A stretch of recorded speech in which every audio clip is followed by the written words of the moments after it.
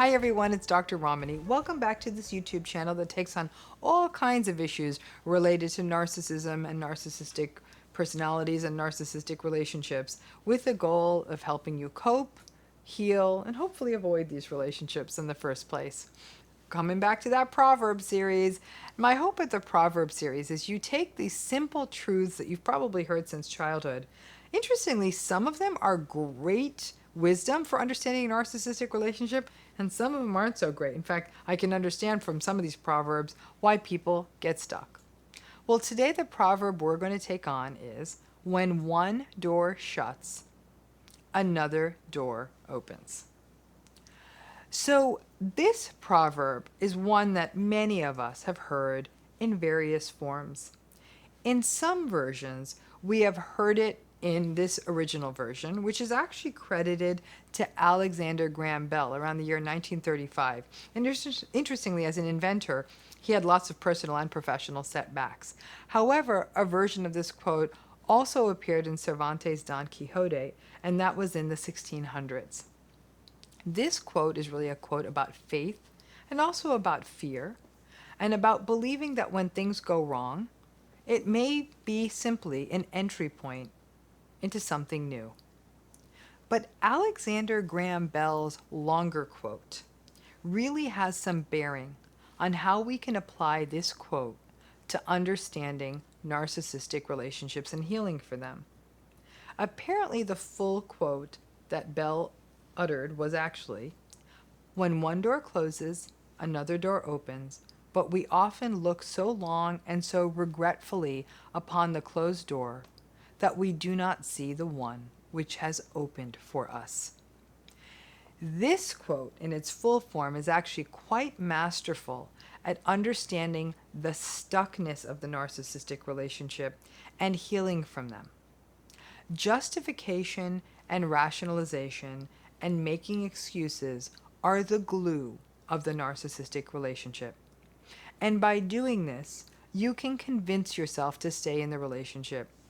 Oh, all relationships and marriages are hard, or families don't always get along, or he's stressed, she didn't mean it. It's important to have family loyalty. You know the drill, you know the rationalizations. And by falling into these easy, almost reflexive justifications, you can look up one day and see that 40 years or more have passed and you're still in it.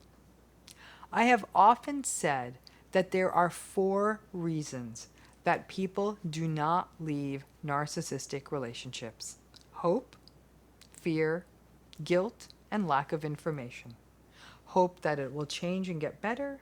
Fear that if you walk away, you will forever be alone, or the next person will somehow get a better version of the narcissist. Guilt for leaving the narcissist, who is often so self-victimized that they draw for your pity. And lack of information really is lack of information on what narcissism is. I am shocked when people tell me they've never heard of it, but I guess neither had you until it happened to you. And all of these reasons keep people in. To figure out your path out of a narcissistic relationship really is to trust that another door will open, and it's terrifying. But as long as you keep the door closed and keep rationalizing the narcissistic person's behavior, you will not be able to open or even see that the next door open. Remember that leaving a narcissistic relationship isn't always about breaking up or going no contact. Leaving a narcissistic relationship means that you are no longer narcissistic supply, that you no longer are playing the game of explaining yourself or taking the bait or falling for the future faking or being gaslighted. Leaving means that whether through setting boundaries or going gray rock, or yes, in some cases, leaving, and maybe even going no contact, that you are no longer being narcissistic supply, that you are no longer playing their game and waiting for impossible things like change, respect, kindness, and empathy. When you make this brave move forward, you stop deriving your identity and sense of self or just stop wasting time trying to please the narcissist, or you just set yourself free from it. And yes, then that's when the doors do open. The doors may take the form of new opportunities you allow yourself to consider because you are no longer listening to the narcissist's criticism. It may come in the form of new friendships you start to cultivate. It may take the form of a new partner because you finally left the old relationship. But only, remember my rule, after a 12-month detox. You know my feelings about somebody jumping into a new relationship after a narcissistic relationship ends. It may take the form of starting to take care of yourself, allowing yourself to exercise or pursue a hobby. When you stop wasting so much time and energy on the narcissistic relationship, that new time allows you to start seeing new doors. And over time, slowly, yeah, they do start to open.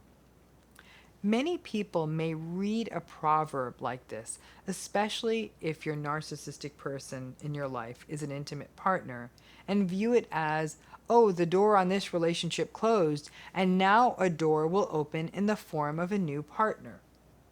It's a tempting but overly simplistic way of viewing it.